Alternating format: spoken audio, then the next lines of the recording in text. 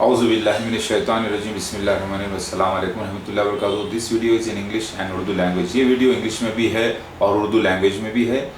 देखिए, kindly see the actually the wifes of मसीह बिन David, the wifes of Jesus Christ second coming are actually mentioned in Old Testament as well as among Hinduism. So kindly read the descriptions given below to understand their attributes and how they are manifested, how the words of Allah have manifested into a woman, different types of woman. You watch kindly read those descriptions. Okay.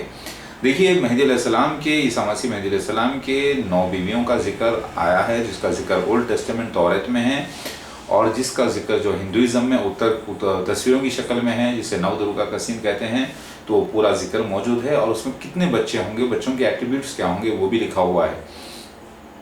Kindly read the attributes also of the children born out of those women. Okay, it is also mentioned. So all those prophecies came true in my life in very young age, mashallah. So at present I am the father of 14 children, mashallah. Did you understand? And all those women have already entered my life and almost they are all gone back to Allah except one, the Mahakali Shabana. She is still on the dirty work and away and roaming with her own mother and sister, doing all illegal activities, being supported by her own irreligious, dirty nature brother. Okay. देखिए, वो एक शबाना जो बची हुई है, पूरे बीवियां आए और इंतकाल हो गया माशाल्लाह से, सिर्फ एक बची हुई शबाना यानी महाकाली रात वाली चीज़ जो गंदा काम करते हुए फिर रही है अपनी माँ के साथ और उसकी बहन के साथ। ये प्रोफेसी थी। तो बाइबल में जो ओल्ड टेस्टामेंट में अल्लाह ताला ने मुशरिकों की मिसाल गंदी औरतों की दी है, तो उनमें से 9 दुर्गा का सीन है, 9 बीवियाँ, जिसमें से एक ही कामयाब रही और 2 कामयाब रहे।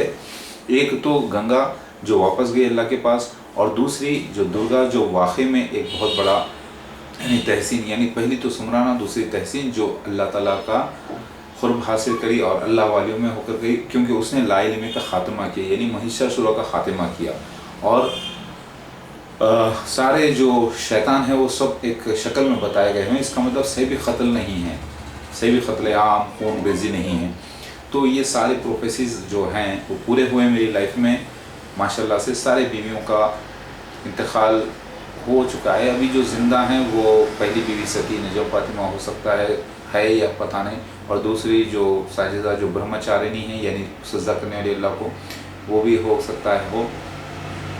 और चंद घंटा का रिसेंट इंतकाल हो चुका है, क्योंकि 6 दिन के अंदर इंतकाल हुआ उसका 7 नवंबर 2015 को, और वो ईमान पर इंतकाल हुआ उसके दावतुल अर्ज़ की गवाही देखने के बाद उसका ईमान और मजबूत हुआ और उसका इंतकाल हो गया। चंद घंटा goddess have died recently and she was one of the 9 दुर्गास and after seeing the witnesses of the Dawatul Arz, the peacock, she have died and she is having one son whose name is Samir, and he is also mentioned in the Old Testament, and her character also is mentioned as very negative, and she will be having an illegal son also, a illegal son. So that illegal son is the Samir. So ये एक prophecy Bible में लिखी हुई है चंद्र घंटा के बारे में कि समीना फातिमा उसका नाम है, her name is Samina Fatima, and her son is considered as Israel. So her actual name is Sameer.